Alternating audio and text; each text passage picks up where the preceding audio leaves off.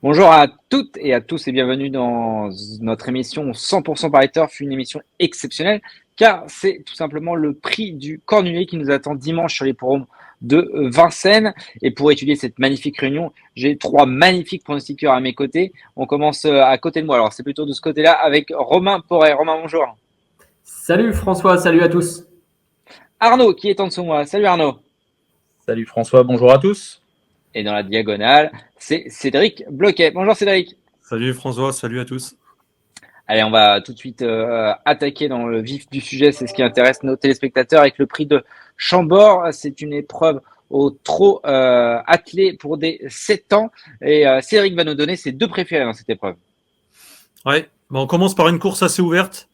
Et j'ai accordé ma préférence au numéro 12, Gamin de Mahé, qui vient de finir deuxième de Graal du Trésor, qui a répété depuis brillamment. C'était sur plus long, mais Gamin de Mahé, il a aussi réussi sur ce parcours des 2100 mètres grande piste. Et je lui oppose le 13, Goliath Ducos. En fait, c'est la ligne de Mocanchis, ils avaient fini 1 et 2 ce jour-là. Donc voilà, ils se tiennent à peu près, ils se tiennent de près, mais Goliath Ducos, je pense qu'il a un petit peu meilleure corde à droite. Quand on voit ses dernières performances, un coup, je l'avais vu courir à Chartres, il avait eu un peu de mal à négocier le dernier tournant, il s'était relancé pour finir. C'est pour ça que j'ai accordé une légère préférence au 12 de Gamin de Mahé par rapport à Goliath Ducos. Romain, on reprend cette ligne. Oui, bien sûr, il faut faire attention à cette ligne-là. Moi, j'ai mis le 12 Gamin de Mahé, donc pour les raisons qu'a évoqué Cédric, et j'ai mis Guélise ensuite, le 8, pour faire une petite variante, cheval en forme. C'est l'autre émoji vert de la course, d'ailleurs, il y en a deux. Il reste sur 2 victoires. On va falloir un peu augmenter le niveau de performance parce que c'était des victoires acquises à Lyon, Paris et à Pontchâteau. Donc là, on est à Vincennes, il va falloir aller plus vite. Mais bon, c'est un cheval qui a déjà été assez vite. Il a un record 12 et fractions. Donc bon, je me dis que ça peut suffire pour être sur le podium. Arnaud. Quasiment les mêmes, Gamin de Mahé en tête. Il a parcouru depuis le 24 décembre. Il a dû reprendre un peu de fraîcheur, ça va pas lui faire de mal. Et j'ai mis la ligne du 24, la deuxième position pour Gengis Damlin, qui est sans doute meilleur sur plus long, mais ils ont vraiment fini très proches. Donc si je mets Gamin de Mahé, je suis obligé de le mettre l'autre pas très loin. Puis ça nous fait une variante avec tous les trois. On passe au prix Bellino 2, donc c'est le premier groupe de cette journée. Ce sont des jeunes 4 ans. Arnaud, tes deux préférés. Un groupe 3 où il n'y a pas beaucoup de monde. J'aurais presque pu en mettre 3. Comme ça, je Mais non, c'est que mouille 2. pas. Voilà. Et Jigsaw Puzzle, un fils des Rosuchen qui a bien connu Julien Lemaire, qui lui fait très plaisir. Il augmente ses performances au fur et à mesure. C'était un cheval plutôt correct au début, mais il a quand même bien progressé. Pareil, il aborde la course avec de la fraîcheur. Il a fait ses preuves de 1100. Il n'y a pas grand-chose contre lui. Il a marché 2 fois 11 et fractions sur le parcours. Il va essayer de battre à nouveau Jean Balthazar, que je n'ai pas mis. J'ai peur qu'il soit un petit peu sur la descendante. J'ai mis en deuxième position Joker des Molles, qui est déféré des 4 pieds, qui va être très avantagé par le départ autostart. La semaine dernière, il s'est retrouvé un peu loin dans le parcours. Et là, je pense qu'il peut à nouveau disputer activement la victoire. Cédric. Moi, j'ai exactement fait la même analyse qu'Arnaud. J'ai placé le 6 Jigsaw Sport Puzzle en tête. Il va être première fois déféré des 4 pieds. Il était plaqué déjà avant. Comme il l'a dit, c'est vrai qu'il a bien progressé. Le déferrage, ça va encore peut-être lui permettre de franchir un nouveau palier. Et j'ai repris aussi le 5 Joker des Molles. L'autre fois, il était un peu trop loin dans le parcours. Et à mon avis, c'est un cheval avec lequel il faut mieux aller devant. C'est un cheval de train. Il n'a pas trop de changement de vitesse. Donc cette fois-ci, certainement, Louis Baudouin va rectifier le tir et va certainement aller devant. Voilà, 6 et 5, les mêmes. Romain, coupe les caisses. Ouais, alors je vais le tenter pour le coup dans l'autre sens avec Joker des Molles devant et Jigsaw Puzzle en deuxième position. Donc 5 et 6. Bon, je vais pas revenir sur tous les arguments parce que j'ai les mêmes. Mais je trouve que cette course-là, alors il y a peu de partants, ils sont que 7, mais il y a bien 3-4 chevaux qui peuvent envisager les 2 premières places. Donc on a tous les mêmes, mais attention aussi, Jean Balthazar, Josh Power, c'est des chevaux de qualité. Et jolie surprise aussi, le 3 qui était la note en dernier lieu. Bonne jument, bonne pouliche. On rajoute. La troisième, c'est le prix de la Ferté-Massé. C'est pareil, ils sont pas beaucoup au départ. Ils ne sont que 7. Ils sont encore plus jeunes. C'est les 3 ans, 2175 mètres à parcourir. Romain. J'ai pris les 2 plus riches pour l'instant. Alors la hiérarchie, elle est sans doute fragile encore dans cette catégorie, mais j'ai pris Crack Time Atou, le 6, avec Gabriel Gélormini pour Sébastien Garato, et Kepi Duhomme, le numéro 7, qui à mon avis a des aptitudes pour bien faire sur ce parcours-là. 6 et 7. 6 et 7. Arnaud. J'ai mis Crack Time Atout, que j'avais déjà mis la semaine dernière, qui a plutôt bien couru. Je pense qu'il y a une marge de progression. Il est tombé sur Karma Quick. 2175, je pense que ça va l'aider à partir tout de même. Départ en descendant, il est sans doute un petit peu plus à l'aise. Donc, j'ai repris la ligne convaincante du mois de décembre où il battait Xar, le numéro 4, qui sera en piste. Si je ne m'abuse, il passe en vente. Au vent du Prix fin de d'Amérique la semaine semaine. prochaine. C'est ça. Ouais. Donc, il n'y aurait pas de mal à se mettre en évidence avant une potentielle vente intéressante. Je pense que quand même Crack Time Atout est un brin nettement supérieur à Xar. Et Cédric, à toi. Bah, moi, c'est pareil, j'ai repris la même ligne quand ils avaient terminé premier, deuxième, tous les deux, là, le 6 et le 4. Mais moi, je pense que Xar, il est capable de prendre sa revanche sur Crack Time Atout. J'en ferai pas un penalty. Parce que le jour où il avait gagné, il avait quand même eu un bon parcours. Alors, c'est vrai qu'il a répété depuis, mais Xar aussi progresse, donc attention. Et en plus, on sait que quand un cheval est présenté aux ventes, on fait tout pour le faire gagner. Donc, s'il est peut-être allégé, attention à ce numéro 4, Xar. On passe à la 4e, c'est le prix de Cornulier, le temps fort de dimanche. Donc groupe 1, une épreuve où 18 concurrents sont au départ, la plus belle épreuve au trot monté de l'année. Cédric, une épreuve assez ouverte ou finalement assez simple à déchiffrer. Bah, c'est assez ouvert, mais pour la victoire, j'ai pas été très original. J'ai repris le même jumelé que l'année dernière, dans le même ordre, c'est-à-dire 18 Flamme du Goutier et le 14 Grand Villesse Bleu. Bah, se tiennent d'assez près, ces deux juments de classe. Alors, il paraît que Grand Villesse Bleu a encore progressé par rapport à l'année dernière, mais rien ne dit que Flamme du Goutier n'est pas au moins aussi bonne que l'année dernière. Ses dernières courses à la clé étaient très bonnes. Elle a parcouru au trot monté depuis justement cette victoire dans le prix du Cornulier. Tout a été axé sur justement cette course.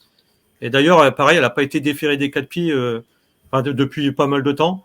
En vue de cette course, c'est Mathieu Mottier qui va la découvrir au trot monté. Il l'a déjà drivé une fois, mais c'était il y a longtemps. Ça ne m'inquiète pas trop.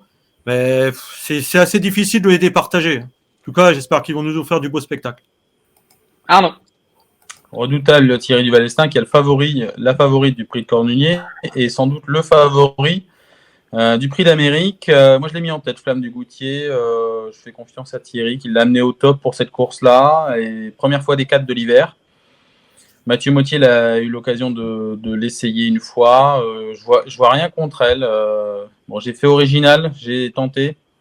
Je n'ai pas mis Grand Villesse Bleu qui pourtant vient de battre le record de la piste de Vincennes au monté. Mais j'ai mis Anna Démol, le numéro 10, qui est première fois déférée des 4 pieds sous la selle, qui a été très convaincante à 2 reprises au monté. Alexandre Bivard va la monter sans une grosse pression, c'est pas lui le favori. Il y a 2 juments qui semblent avant le coup au-dessus, mais Anna Démol peut jouer la trouble faite. En main. Bah, c'est bien, c'est plutôt bien puisqu'on va avoir du coup 3 tandems différents. Alors, j'ai mis Grand Villesse Bleu en tête le 14.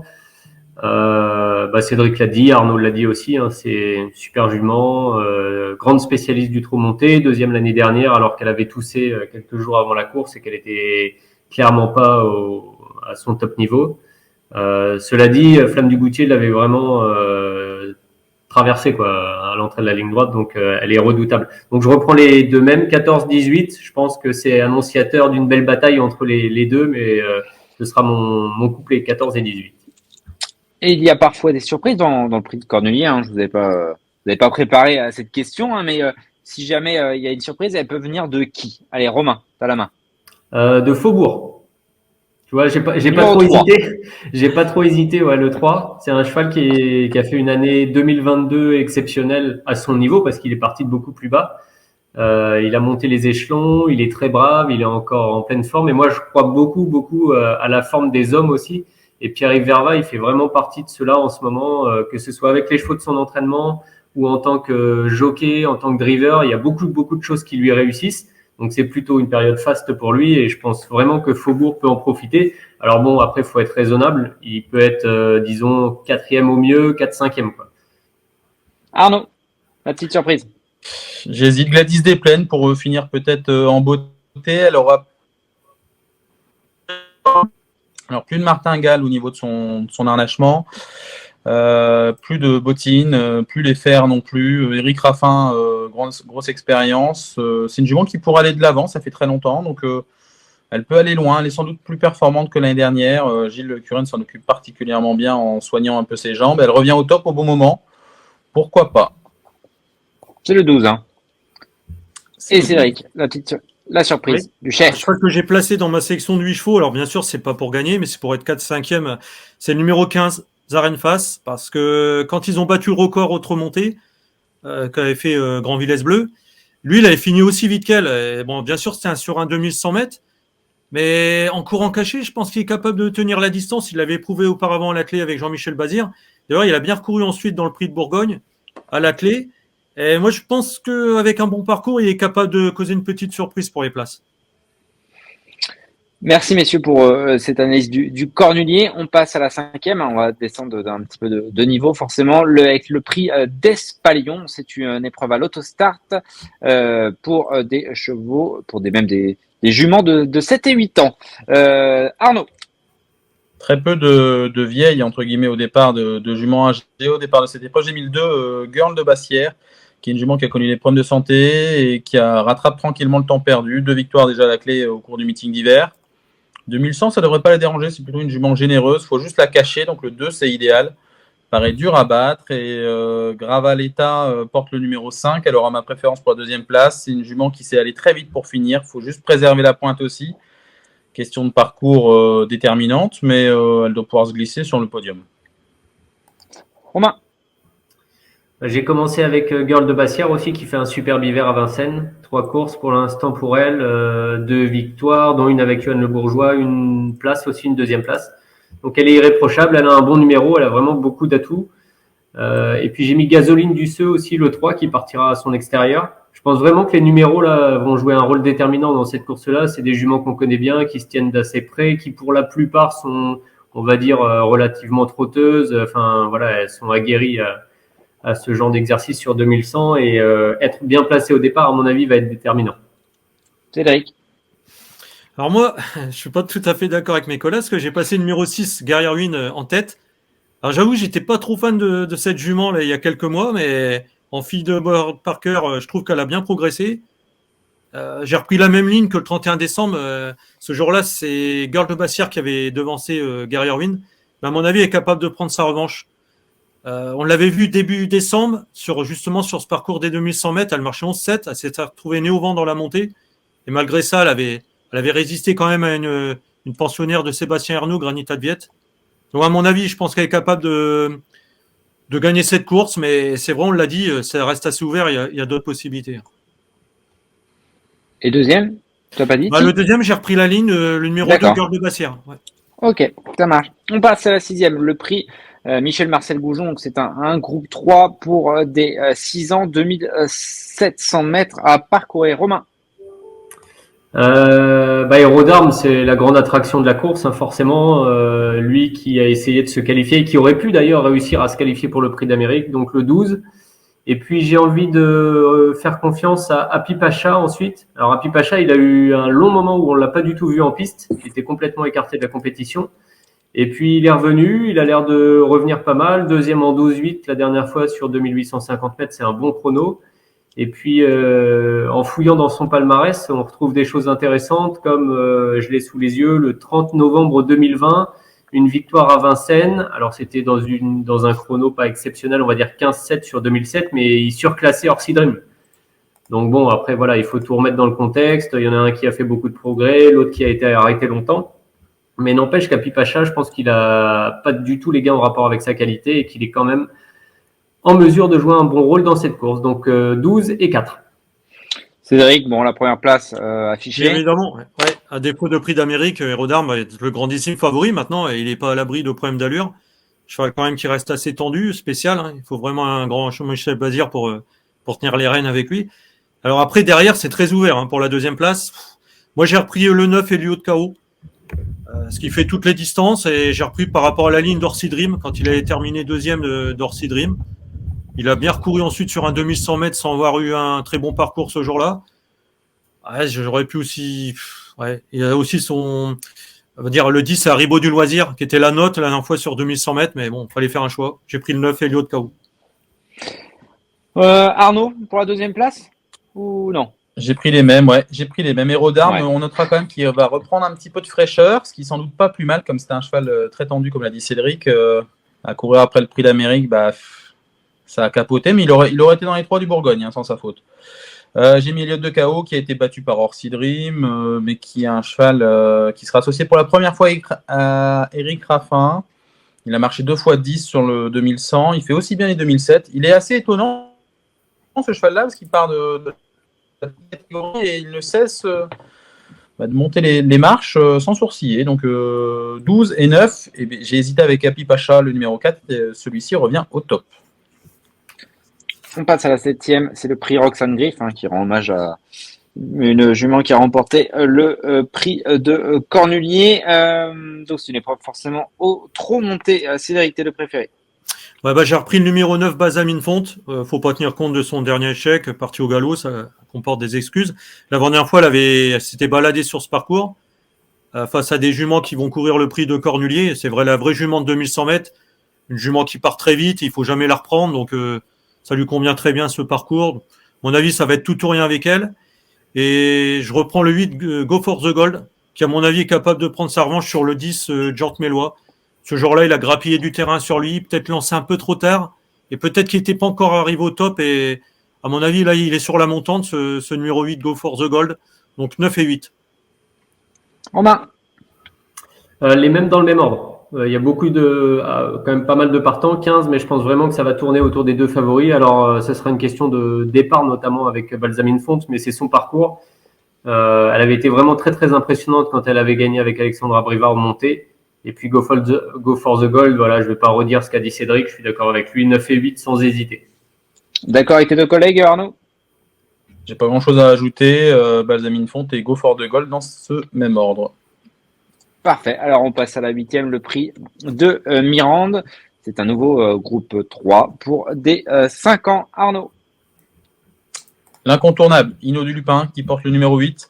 Déjà 4 victoires à la clé cet hiver. J'ai repris la ligne du 18 décembre, où il s'est imposé devant Inexcess Bleu. Hino du Lupin, ses limites sont quand même inconnues. Il gravit les échelons sans sourciller, pareil. Je suis sûr que le rythme va être soutenu. Inexcess Bleu peut aussi faire du train. Il ne craint pas d'être né au vent. C'est mon choix pour le mettre en 2e position. Il fait toutes ses courses et le défait des 4 pieds, il a franchi quand même un cap. J'aurais pu mettre Ina Durib, j'ai hésité. Mais elle subit un peu le déroulement de course. Elle aura d'autres objectifs montés. Mais attention, elle progresse cette jument-là et Joël Allais l'aime beaucoup. Romain, la 7e d'Hino de Lupin. Ouais, tout à fait. Ouais. Hino du Lupin sans hésiter, le 8 et Inexcess Bleu, le 11. Arnaud a très bien résumé la situation, je pense, avec pas très très loin de ces chevaux-là, courant bien Ina Durib, qui est une très bonne jument aussi. Donc 8 et 11 pour moi aussi. Cédric, pareil. Ouais, exactement dans le même ordre. Hino du Lupin, on connaît pas trop ses limites. Mais je pense qu'Inexcess Bleu, il peut l'approcher de plus près qu'ils ont couru l'un contre l'autre. Ça, c'était le 18 décembre. Et ce jour-là, Inexcess Bleu, il s'était retrouvé bloqué à la corde quand son adversaire avait démarré. Alors certes qu'il avait eu un mauvais parcours né au vent, mais il était revenu un peu sur lui pour finir. Je dis pas que Inexcess Bleu va peut-être battre Hino du Lupin, mais je pense qu'il est capable de rivaliser avec lui pour finir. J'adore ce cheval en fait, Inexcess Bleu. Je pense que j'ai l'impression. C'est peut-être un des futurs grands hongres de Vincennes, comme Hino du Lupin d'ailleurs. On n'a pas fini d'entendre parler de ces 2 chevaux. On espère. On passe à la 9e, le prix de Beaucourt, c'est la 9e et dernière, donc avec Romain, t'es le préféré. Indigo de Fontaine. Alors Alexandra Brivard, décidément, là, quand on passe les courses en revue, entre Anna Desmolles, Gasoline du Seu, Inexcess Bleu, enfin tous ces chevaux-là, il a vraiment des belles choses à faire dimanche, et notamment avec celui-là, Indigo de Fontaine, qui sera à mon avis le favori. Voilà. Et puis après, alors j'ai mis très timidement Illico du Gain, le 7. Mais j'ai pas vraiment de conviction pour la 2e place. J'ai vraiment l'impression, par contre, qu'Indigo de Fontaine sort du lot. Cédric. Ouais, moi je suis d'accord. Pour moi, Indigo de Fontaine, il est en gros retard de gain. L'autre fois, il a laminé l'opposition alors qu'il faisait sa rentrée. Ouais, à mon avis, il va avoir aucun mal à répéter dans ce lot qui n'est pas si relevé que ça. Et j'ai mis le 10 It's King. Parce que la dernière fois, il a dû quand même faire un gros effort en bas de la descente. Il a essayé de prendre la tête à un adversaire qui lui a résisté. Et après, il s'est relancé dans la ligne droite. Il cherche chaque course à Vincennes. Il mériterait de la trouver, mais là, il va tomber sur un os certainement, à moins que le 9 fasse une faute. Mais voilà. 9 et 10, ça paraît quand même un jumelé caisse placé. Arnaud? Jumelé caisse, je ne l'ai pas, alors ça m'intrigue. Indigo de Fontaine, vous avez tout dit. Il a été quand même prometteur à 3 ans et il fait rattraper le temps perdu. Après, il a quand même gagné pour sa rentrée. Est-ce qu'il encaisse bien? Et la deuxième est souvent un tout petit peu moins bonne, mais j'ai envie de dire, il a tellement de marge à ce niveau-là que ça va suffire. J'ai mis Bratégie en deuxième position, l'abonné aux places. Il aura des œillères pour la première fois, des œillères descendantes. C'est un cheval qui n'aime pas le poteau. En tout cas, il n'aime pas le passer en tête. Mais il fait ses courses, alors caché un maximum, pourquoi pas prendre la deuxième, il va pas pouvoir lutter avec un Indigo de Fontaine avant coup. Donc 9 et 8. Merci messieurs, on a été complet sur les 9 courses de cette réunion. J'ai l'impression qu'il y a beaucoup de... pas de pénalty, mais pas loin, parce que sur les 5 dernières, je crois que vous êtes tous raccord à chaque fois entre Equino du Lupin, Indigo de Fontaine, Balsamy de Fonte, Héros d'Armes. Mais à vous de choisir votre pénalty de la réunion et on va commencer avec Cédric. On vient d'en parler, c'est le 909 Indigo de Fontaine en retard de gain qui est capable largement, à mon avis, de doubler la mise. Romain. Je reste avec un 9, mais c'est le 709 Balsamy de Fonte. Pas pour les cardiaques, mais pour ceux qui y croient, ils peuvent y aller. Arnaud. Une lourde tâche, je commence le report avec le 502 Girl de Bassière qui de rang. Ça a été coupé, je t'ai mal entendu. Girl de Bassière peut en gagner une troisième de rang, c'est le 502. Voilà, ça y est, on l'a retrouvé. Merci beaucoup, messieurs. J'espère qu'on a été bon. Enfin, surtout vous. Moi, ça va. J'ai pas trop de pression. Merci à Manon en régie. Puis, on se retrouve la semaine prochaine. Romain, tu veux peut-être dire un mot sur le déroulé de la semaine du Prix d'Amérique. Ouais, la semaine du Prix d'Amérique qui va commencer dès lundi pour Paris Turf, évidemment. Alors, dans le journal print, bien sûr, et puis sur tous nos réseaux sociaux, sur YouTube. On vous proposera une émission quotidienne avec des infos qui viendront beaucoup de l'entraînement. On travaillera tous ensemble et on essaiera de suivre comme ça l'évolution de la liste des engagés d'abord, des forfaits ensuite, puis des partants jeudi. Et en interviewant des professionnels et puis tous ceux qui tournent un peu autour du système, les organisateurs. On a aussi les ventes Arcana la semaine prochaine, on en dira un mot. On ira voir Julius Le Tutour pour tout savoir de l'état de la piste pour le week-end prochain. Et ça sera certainement très, très enrichissant. Donc voilà, à suivre sur les réseaux sociaux aussi de Paris Turf. Ça marche, merci beaucoup. Et puis bon cornulier à tous. À bientôt. Merci, salut François, salut à tous. Salut. À bientôt. Merci à vous d'avoir suivi cette vidéo. Alors pour vous abonner à notre chaîne YouTube, c'est ici. Et pour suivre encore plus de vidéos Paris Turf, c'est de ce côté.